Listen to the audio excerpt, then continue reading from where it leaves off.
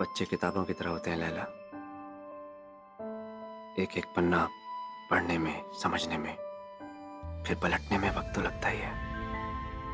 और हमारा विक्रांत तो बाकी बच्चों से अलग है। तुम्हें उसे समझने की कोशिश करनी चाहिए लैला, और उसे खुद को समझने का वक्त देना चाहिए।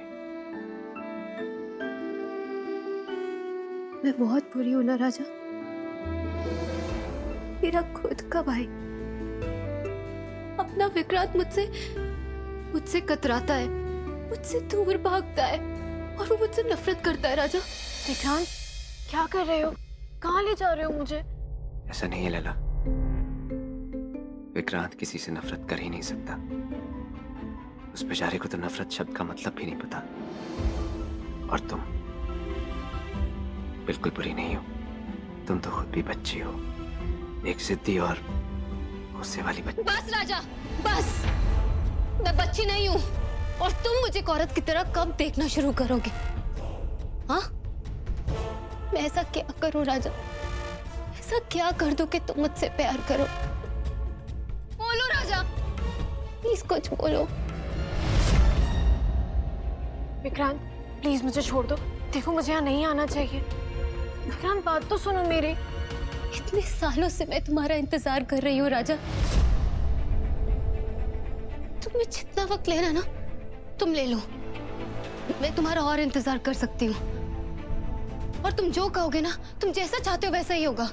मैं सब करने के लिए तैयार हूँ। तुम्हें कुछ करने की जरूरत नहीं है लैला, मेरा इंतजार भी नहीं। तो फिर क्या करूँ राजा, क्या करूँ, क्या करूँ? बस अब रोना बंद करो।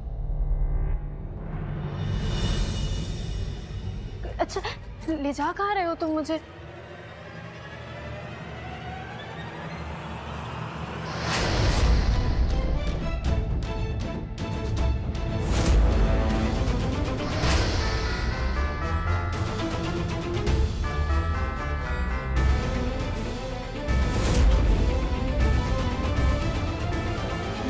मैं तुम्हें एक सीक्रेट बताऊं नैना?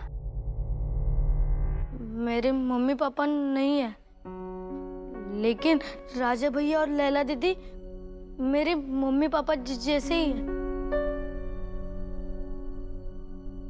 मैं रोज रात को भगवान जी से कहता हूँ इन दोनों की शादी करवा दो, फिर ये दोनों मुझे कभी छोड़कर नहीं जाएंगे। तुम्हें क्या लगता है नैना, भगवान जी ने मेरी बात सुनी होगी? बताओ ना। पता है विक्रांत, भगवान जी ना अच्छे बच्चों की बात मानते भी हैं और सुनते भी हैं। और फिर तुम तो दुनिया के सबसे अच्छे बच्चे हो। देखना, भगवान जी तुम्हें दुनिया के सबसे अच्छे मम्मी पापा देंगे, पक्का वाला प्रॉमिस। Thank you.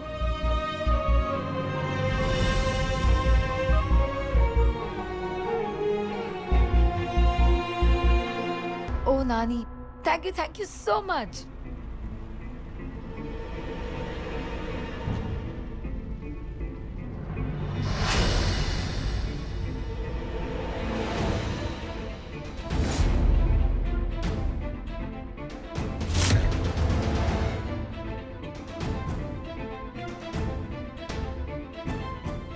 नानी, मुझे लग रहा था कि आप राजा का साथ दोगी, लेकिन एन वक्त पे आपने अपना मन कैसे बदल लिया? मैंने तुम्हारे और राजा के बीच में नहीं, सही और गलत के बीच में सही रास्ता चुना। किसी को मजबूरी में पनाह देना सही बात है, लेकिन किसी का घर बचाने के लिए अपने घर में दरार डालना गलत बात है।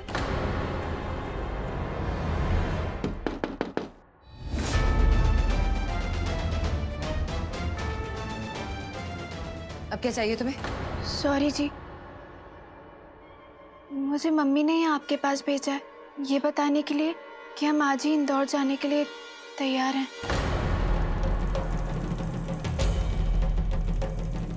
ठीक है, मैं तुम लोगों के जाने का बंदोबस्त करती हूँ। थैंक यू डॉन जी। हमेशा खुश रहो बेटा, तुम्हारी सारी मुरादें पूरी हों। आपने आशीर्वाद दिया, अच्छा लगा, लेकिन आपकी दुआओं की सुनवाई नहीं होगी। खुशियों से नाता तो बहुत पहले ही टूट गया था। अब इस दिल ने मुरादें करना भी छोड़ दिया है। माँ की दुआओं की हमेशा सुनवाई होती है बेटा। एक माँ ने आशीर्वाद दिया है, एक न एक दिन जरूर फलेगा।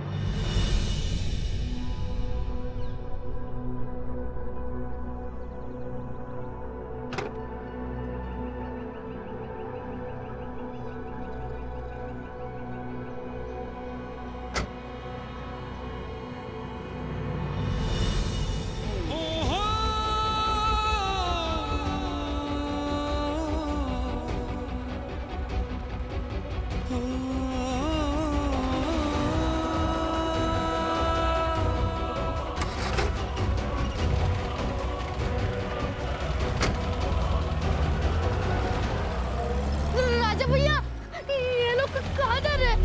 रोको ने, रोको! नैना! दूध! नैना! जी रेखा, मेरी बहन, डॉली, मेरी बहन को बचा लीजिए। मुझे मुझ तक पहुंचने के लिए मेरी बहन को उठा ले गया।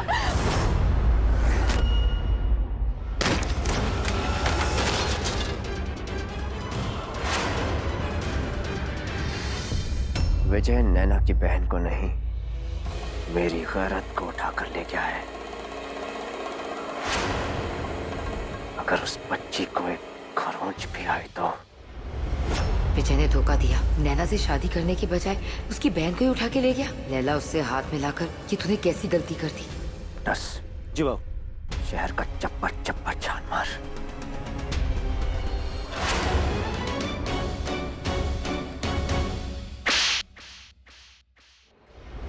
तूने अपने बाप से उसकी जिद तो सीख ली, काश उसके उसूल भी सीख लिए होते।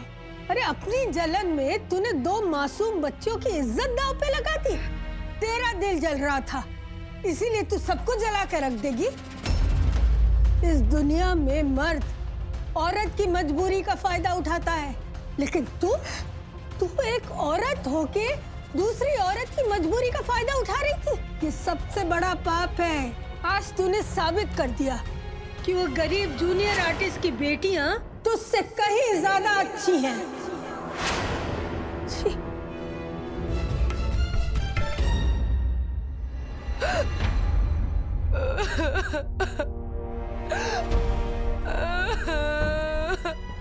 मम्मी, मम्मी कुछ नहीं होगा रेखा को, सब ठीक हो जाएगा।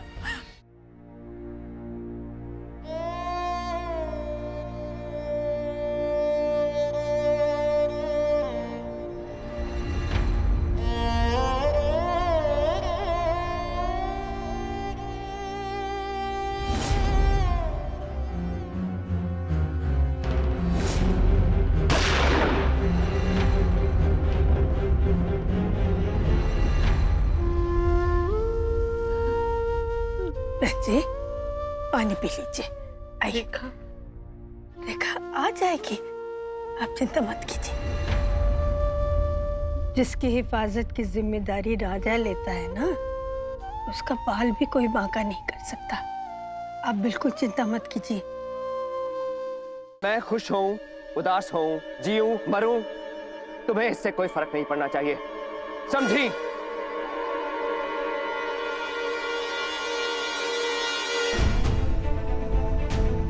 बात तो मैं आपकी समझ गई डॉन जी, लेकिन मानूंगी थोड़ी, क्योंकि मैंने अपने छोटे से दोस्त से बड़ा सा वादा किया कि इसके घर में सब लोग खुश रहेंगे। डॉन जी की जिंदगी में तो मैं खुशियां लाकर रहूंगी।